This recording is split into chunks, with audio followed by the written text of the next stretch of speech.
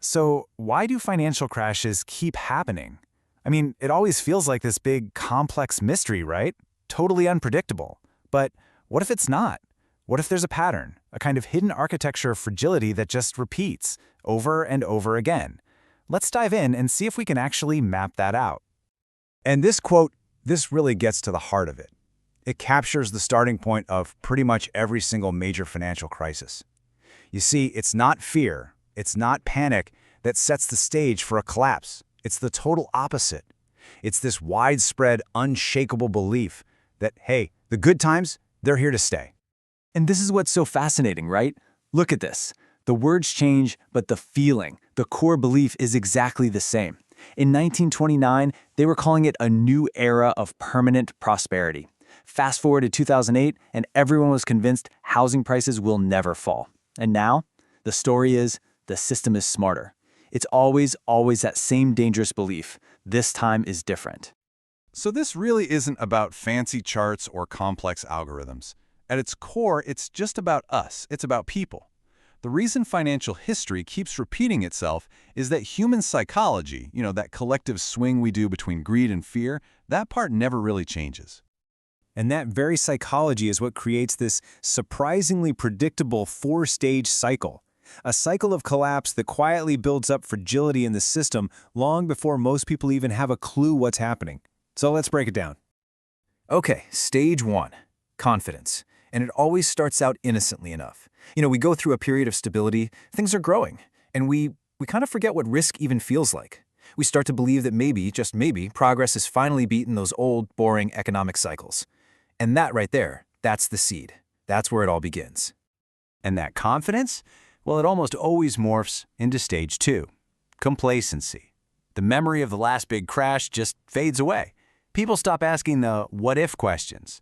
Instead, they just start acting like whatever's happening now is going to last forever. All those risks that used to seem so obvious, poof, they're either dismissed or just flat out ignored. And that's the key, because complacency is what unlocks the door to stage three, leverage. I mean, think about it. When you're not worried about things going wrong, borrowing money suddenly seems like a genius strategy. Why use your own cash to make a 10% return when you can use someone else's to make 50%? And this isn't just a few people. It happens at every single level, from individuals all the way up to the biggest institutions. And the whole system just gets stacked higher and higher with debt. Which brings us to the final stage, fragility. All that leverage, all that debt, it makes the system feel incredibly powerful, but in reality, it's making it incredibly brittle. It's kind of like building a skyscraper out of glass columns. Sure, it looks amazing, but it's completely vulnerable to one single unexpected shock. At this point, the entire system is just primed for a fall. So there you have it. That's the four-stage cycle. Confidence leading to complacency, which invites leverage and ultimately creates fragility. Simple, right? Now for the interesting part. Let's take that model and see how it might apply to the world we're living in right now. Okay, remember stage three, leverage? We'll take a look at this. This shows that one of the absolute key ingredients for fragility is, well, more present than it's ever been. We're talking about global debt levels, government, corporate, household, all of it at historic highs. The system is carrying a truly enormous amount of leverage. A crash rarely just shows up out of the blue with a big panic. It usually starts with these subtle distortions, things hiding in plain sight. Like when prices are rising way faster than your paycheck, or when you have a job that looks secure on paper, but it just feels unstable. Or how about this one? When the markets rally on bad news. That's usually because everyone just assumes the authorities will step in and rescue everything. These are the little cracks starting to appear in the foundation. Now, I know, seeing all this can feel pretty overwhelming. It's so easy to get caught up focusing on these massive systemic problems that we have zero control over. But the real question, the important question, is what can we control? So how do you prepare for an environment that looks like this? And the answer isn't trying to predict the future, it's preparation. So let's totally shift our focus here, away from the big system and toward building an architecture of personal resilience. Think of it as the antidote to all that systemic fragility.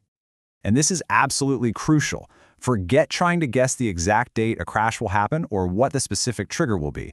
Honestly, it's a fool's game. The real goal is just to reduce the fragility in your own life. That way, when a shock eventually does come, you're not backed into a corner, forced to make a bad decision at the worst possible time. So, okay, How do we actually build this resilience? Well, we can do it by focusing on 5 core pillars. Think of them like the main structural supports for your own financial house. And here they are. First, cultivating awareness. Second, building income resilience. Third, securing liquidity. Fourth, reducing debt pressure. And fifth, mastering your mindset. Let's just quickly touch on what each of these really means. All right, pillar number 1 is really just a mental shift. It's awareness. It's about finally letting go of that whole "this time is different" myth and just accepting that stability isn't guaranteed. As soon as you stop assuming that tomorrow is going to be a carbon copy of today, you immediately start making fundamentally stronger, better decisions. Number 2, income resilience. Look, real security doesn't come from your loyalty to one employer.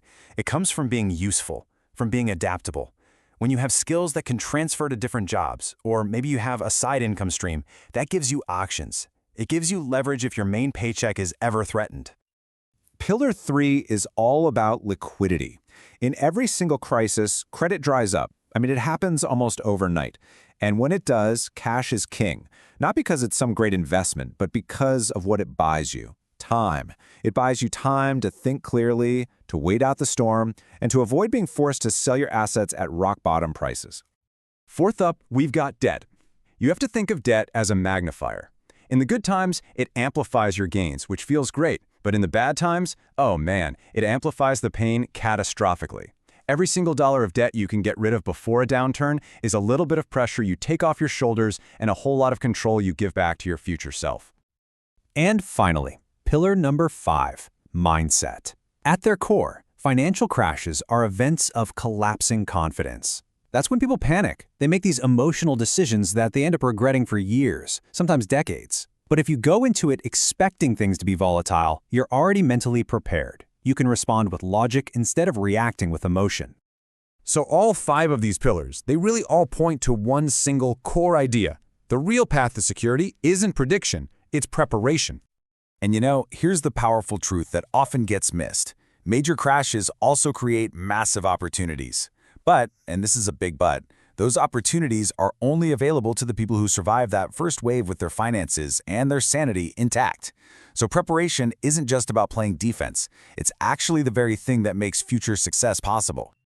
So when you boil it all down, what's the ultimate takeaway here? Building resilience, it isn't about being negative. It's not pessimism. It's just realism.